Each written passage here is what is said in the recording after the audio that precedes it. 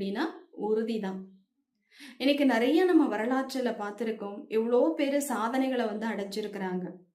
அது ஒவ்வொன்னுக்கும் பின்னால இருக்கக்கூடியது எது அப்படின்னா, இந்த உறுதி அப்படிங்கிற உயர்ந்த சக்தி தான். உறுதியான எண்ணம். இது செய்தே ஆகணும் அப்படிங்கிற அந்த உறுதியான எண்ணம் மனதுல இருக்கும் பொழுது, அத அடையாம விடுறது கிடையாது. உறுதித்தன்மை, உறுதி சக்தி அப்படிங்கிறது ஒரு உந்து சக்தியாக இருக்கு. நம்மளுடைய செயல நல்ல விதமாக செய்யறதுக்கு தூண்டக்கூடிய ஒரு சக்தி. நம்மளுடைய குறிக்கோள அடையறதுக்கு நம்மளுடைய செயல கொண்டு போகக்கூடிய, அதாவது தூண்டி கொண்டு போகக்கூடிய ஒரு சக்தி இந்த உறுதி சக்தி. நம்ம வாழ்க்கையில எவ்வளோ துன்பங்கள் வந்தாலும், கஷ்டங்கள் வந்தாலும், நம்ம மீதும் சரி, நம்மளுடைய திறமைகள் மீதும் நம்ம வைத்திருக்கக்கூடிய ஒரு நம்பிக்கைய தான் நம்ம உறுதித்தன்மை அப்படின்னு சொல்றோம்.